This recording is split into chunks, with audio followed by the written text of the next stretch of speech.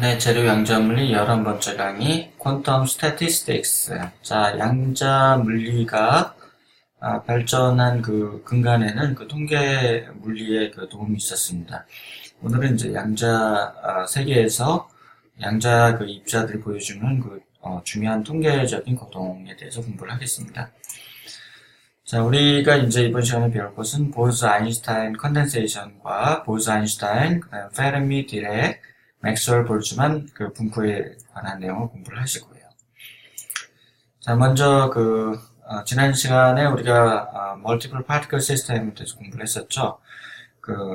상당히 많은 이제 실제적인 현상들이 우리가 매크로스코픽 시스템에 해당이 됩니다. 이건 실제로 뭐냐면 수많은 파티클들이 이제 관여화된 그런 시스템에 해당이 되고요.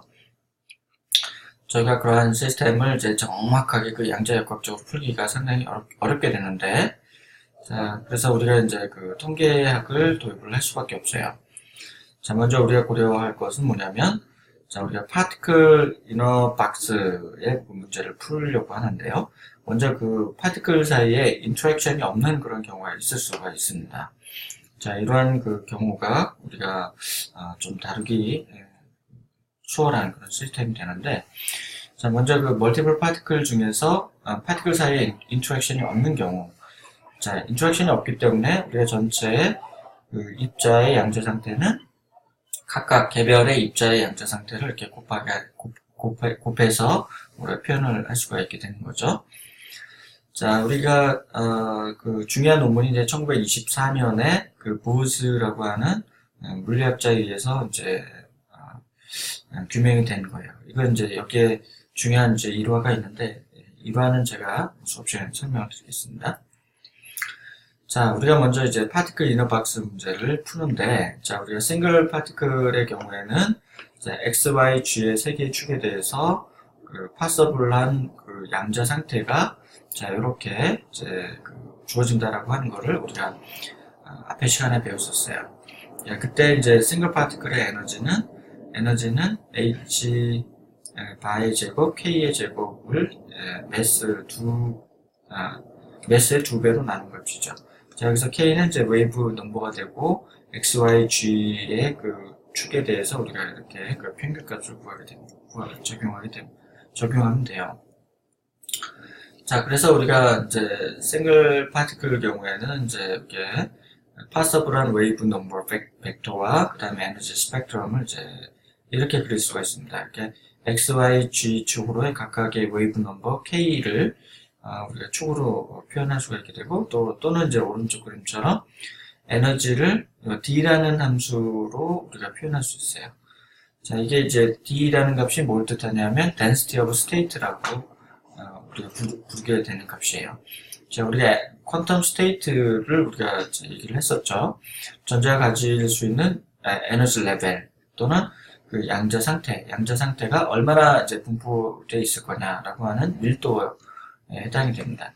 그래서 우리가 파서블한 에너지 스테이트의 밀도를 우리가 dn이라고 한다면, 그때 그 값은, 자, 우리가 k 스페이스에서 우리가 볼륨이 V만큼 있을 때, 그때 스테이트의 density라고 하는 값은 뭐죠? number over 부피가 되는 거죠. 그러니까 이렇게 부피를 이제 곱해주면은 전체 부피 안에서 존재할 수 있는 스테이트의 그 밀도가 되는 거죠. 우리가 이거를, 웨이브 넘버 K로 표현할 수도 있고, 에너지로 표현할 수도 있고, 그쵸? 또, 앵귤라 모멘텀으로 표현할 수도 있겠죠? 자, 그래서 우리가 이제 앞에서 우리가 인터랙션이 없는 non-interacting spinless. 자, 우리가 인터랙션이 없는 그 경우에는 우리가 스핀이 없는 경우, 요거는 포톤의 경우에 해당이 됩니다. 이러한 입자를 우리가 보존이라고 했었죠. 그래서 우리가 non-interacting spinless 보존의 경우에는 우리가 주어진 공간 안에서, 자, 우리가 각각의 입자가 그라운드 스테이트일 때 각각의 입자가 가지고 있는 그 스테이트를 다 이렇게 곱해서 표현할 수 있다라고 얘기를 했습니다. 근데 이제 우리가 인터랙션이 없다 보니까 우리가 그 파티클의 넘버가 아주 많더라도 각각의 입자들은 다 그라운드 스테이트에 다 존재할 수 있게 돼요. 왜냐하면 그 지점에 모든 입자가 존재할 수 있게 되는데 그 이유는 뭐냐면 인터랙션을 하지 않기 때문에 거기 이제 다 존재할 수가 있게 되는 거죠. 그래서 우리가 그 K 스페이스로 볼 때는 한 점, 그 다음에 density of state와 에너지의 그 그림으로 봤을 때도 이렇게 한 점에 모일 수가 있습니다. 그런데 이제 이 보존 입자가 어떤 특정한 에너지를 받아서 어떤 특정한 템퍼레처에 놓여지게 되면은 자, 왼쪽 그림처럼 K 스페이스에서는 이렇게 그 분포를 할 수가 있게 돼요. 그리고 이제 여기 그림 그 density of state도 그 가장 아래점에 모이는 것이 아니라 어떤 일정한 온도만큼 위로 이제 분포를 할 수가 있게 됩니다. 근데 이제 이건 굉장히 재미난데 뭐냐면 에너지가 어느 정도 온도에서는 에너지가 이렇게 분포를 할 수 있게 되죠. 그렇지만 절대 영도의 근처에 가게 되면 한 점에 모이게 됩니다. 이렇게 보이는 그 현상을 우리가 보즈-아인슈타인 컨덴세이션, 응축돼 있다는 거죠. 그렇죠? 온도가 높을 때는 분포되어 있지만 온도가 절대 영도 근처에 가면은 한 점에 모일 수가 있게 되는 거죠. 이러한 이제 독특한 현상이 가능하게 됩니다. 자, 이 현상은 이제 우리가 아주 오래전에 이제 예측이 됐는데, 우리가 1995년에, 자, 이 현상이 실제로 우리가 170 나노 켈빈, 거의 뭐 절대 영도 근처죠. 여기서 실제로 보즈-아인슈타인 컨덴세이션 현상이 일어난다라고 하는 거를 규명을 하게 됩니다. 그래서 이제 이렇게 규명을 했던 그 과학자들이 나중에 또 노벨 물리학상 수상을 하게 돼요. 자, 이러한 이제 우리가 보즈-아인슈타인 컨덴세이션이라고 하는 현상은 실제로 우리가 상당히 많은 그 과학 분야에 중요한 기여를 하게 됩니다. 자, 우리가 보즈-아인슈타인 컨덴세이션을 할 수 있는 입자를 우리가 보존이라고 부르고요. 자, 이 보즈-아인슈타인이 자, 이러한 그 입자들이 가지는 독특한 그 분포, 온도에 따라서 우리가 어떤 분포를 하게 될지라고 하는 거를 우리가 이렇게 수식으로 표현을 하게 됩니다. 그래서 이 파서블한 그 에너지 스테이트, density of state가 자 1 over 자 아래쪽에 이제 중요한데요. exponential E-mu는 자 E는 이제 에너지를 뜻합니다. 그리고 mu는 그 chemical potential. 그 다음에 KBT는 이제 thermal energy를 뜻하게 되죠. 그래서 이 exponential 안의 값은 뭘 뜻하냐면, 우리가 특정한 그 chemical potential을 기준으로 에너지가 excite 되었을 때, 그때 이제 에너지를 뜻하게 됩니다. 그리고 여기 이제 마이너스 2를 이제 이렇게 추가된 이런 형태로 되어 있어요. 자, 뒤에서 이제 아시겠지만, 보즈-아인슈타인 분포와 다른 분포의 그 가장 큰 차이점은 자, exponential 뒤에 마이너스 1이라는 값이 붙으면 보즈-아인슈타인 분포가 되고, 자, 이 값이 플러스 1이 되면 페르미 디렉 분포가 되고, 이 값이 아예 없으면 맥스웰 볼츠만 분포가 됩니다. 그 세 가지 분포와 어떤 차이가 있는지 잘 기억을 하세요. 자, 그 다음에 이제 우리가 그 스핀이 있는 입자를, 스핀이 2분의 1의 그 넘버를 갖고 있는 입자를 우리가 페르미온이라고 우리가 앞에 시간에 배웠습니다. 자, 이 페르미온은 이제 일렉트론, 프로톤 또는 뉴트론 같은 그런 이제 입자에 해당이 되고요. 자, 그 페르미온 입자가 가지고 있는 그 분포를 우리가 페르미 듀렉 분포라고 부릅니다. 자, 이것은 이제 앞에 보즈-아인슈타인 분포와 좀 다르게, 자, 익스포넨셜까지는 뭐 똑같아요. 근데 익스포넨셜 뒤에 숫자가 페르미 듀렉 분포에서는 플러스 2를 가집니다. 보즈-아인슈타인에서는 마이너스 1을 가졌었죠. 페르미 듀렉 분포에서는 플러스 2를 가지고 있어요. 자, 이 플러스 2를 가지게 되면 그 상당히 다른 그 특징을 갖게 됩니다. 자, 우리가 이제 이러한 특징을 갖고 있는 것이 일렉트론이라고 이제 얘기를 했었는데, 우리가 특별히 이렇게 프리 일렉트론 가스라고 하는 자, 이 전자들은 서로 이제 중요한 특징이 뭐냐면 스핀 넘버가 2분의 1의 값을 가지고 있어요. 그래서 우리가 파울리, 베타울리를 그대로 이제 특징을 가지고 있습니다.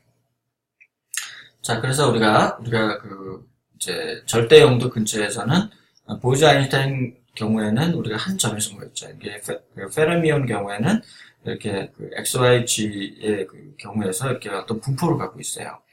그래서 우리가 density of state를 보면은 자, 에너지에 따라서 이제 빨간색으로 표시된 이 정도의 그 에너지 스테이트를 갖게 됩니다. 자, 여기서 중요한 게 뭐냐면, 자, 이 에너지가 이제 차곡차곡 쌓이다가, 어느 정도 한계가 있게 되죠. 그 에너지가 가장 높은 그 준위를 우리가 페르미 에너지라고 불러요. 자, 이 페르미 에너지는, 우리가 굉장히 중요한데요. 이렇게 페르미 에너지를 기준으로, 어떤 그 중요한 현상들이 이제, 변화가 있게 됩니다. 자, 우리가 그라운드 스테이트의 에너지는 에너지 111 이렇게 부르고요. 그 다음에 가장 높은 그 에너지 레벨을 우리가 페르미 에너지라고 부르고, 그때 이제 에너지 EF 값을 우리가 산술적으로 구할 수가 있게 됩니다. 자, 우리가 그 시스템이 가지는 전체 그라운드 스테이트에서의 전체 에너지, 에버리지 에너지는 페르미 에너지의 5분의 3 정도의 값을 가지고 있고, 자, 이 페르미 에너지보다 이제 그 온도가 절대 온도가 아닌 높은 온도에서는 어떻게 되냐면 페르미 에너지를 기준으로 익사이트 된 에너지와 그 다음에 그 익사이트 된 그 지점까지 이동한 나머지 빈자리, 그것이 서로 이렇게 균형을 이루는 그런 형태를 갖고 있어요. 자, 그래서 우리가 절대 온도가 아닌 어떤 임의의 그 온도가 주어졌을 때는, 자, 오른쪽에 density of state와 에너지의 관계를 보시면, 제 페르미 에너지를 기준으로, 자, 위쪽에 익사이트 된 부분과 아래쪽에 비어있는 부분이 서로 정확하게 그 매칭을 하고 있습니다. 자, 이 기준이 바로 이렇게 exponential 당 플러스 1이라고 하는 값이 이 기준 균형을 이루고 있는 거예요. 자, 예를 들면 이제 익사이트 된 에너지가 여기서는 이제 포텐셜 케미컬 포텐셜 뮤라는 값이 페르미 에너지를 뜻하게 되는데, 이 두 값이 제로가 되면은 우리가 2분의 1이라는 값을 가지고 있죠. 그래서 위와 아래가 서로 정확하게 2분의 1씩 분포를 하고 있다는 뜻이 됩니다. 자, 그 다음에 이제 세 번째가 맥스웰 볼츠만 분포가 돼요. 자, 맥스웰 볼츠만 분포는 앞서 이제 보즈 아인슈타인 분포에서 exponential 마이너스 1이었고, 페르미 디렉 분포에서는 exponential 플러스 1이었는데, 맥스웰 볼츠만에서는 그게 없어요. 그게 없고 바로 그냥 exponential만 있습니다.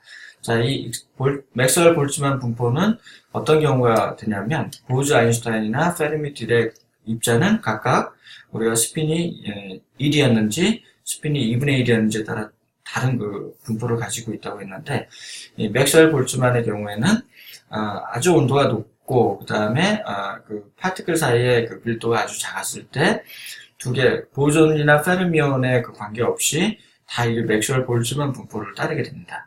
자, 왜 이런 현상이 일어나는지를 우리가 수업 시간에 조금 더 디스커션 하도록 할 거예요. 자, 그래서 우리가 이제 세 가지 경우, 자, 온도가 아주 높으면 맥스웰 볼츠만 분포를 따른다고 했고, 그 다음에 스핀 넘버가 1이면, 그러면 우리가 그 포톤의 경우처럼 그런 경우는 우리가 보즈 아인슈타인 분포를 따르게 되고요. 그 다음에 이제 스핀 넘버가 2분의 1이면 우리가 그 일렉트론처럼 우리가 그 경우는 페르미 디렉 분포를 따른다, 이렇게 얘기를 할 수가 있습니다. 자, 우리가 양자 그 물리로부터 우리가 실제로 머티리얼 그 고체를 표현하는 그 방식이, 자, 페르미 에너지를 기준으로, 이제 프리 일렉트론 가스는 페르미 에너지를 기준으로 우리가 2분의 1의 그 분포를 양분한다고 얘기를 했었는데, 자, 우리가 좀 자세한 얘기는 수업 시간에 다시 한번 할 건데, 자, 메탈의 경우에는 안쪽에 이렇게 차 있는 밸런스 일렉트론과 위에 비어있는 컨덕션 밴드 사이에 에너지 레벨이 바로 이렇게 컨티뉴어스하게 연결이 돼요. 그래서 바로 이렇게 익사이테이션 되는 것이 가장 수월한 그런 경우에 해당이 되고요. 그 다음에 인슐레이터 경우에는 이제 위에 컨덕션 밴드와 아래 밸런스 그 밴드 사이에 에너지 갭이 워낙 커서 우리가 그 전기가 흐를 수가 없는 그런 경우에 해당이 됩니다. 세마이 컨덕터 경우에는 그 중간의 경우에 해당이 되겠죠. 그래서 아큐페이션 돼 있지 않은 두 개의 에너지 스테이트 사이에 에너지 갭이 좀 작은 편이어서 그 부분을 우리가 컨트롤 할 수 있는 그런 경우에 해당이 됩니다. 자, 이렇게 이제 우리가 그 멀티플 파티클 시스템의 경우를 확장을 해서 양자 역학으로부터 그 머티리얼 그 시스템을 설명할 수 있는 그러한 우리가 내용으로 확장을 할 수가 있게 되고요. 이렇게 이제 확장을 하는 그 과정에서 우리 세 가지 양자 물리의 그 통계 물리가 굉장히 중요한 역할을 한다라고 하는 사실을 오늘 이제 배우게 됩니다.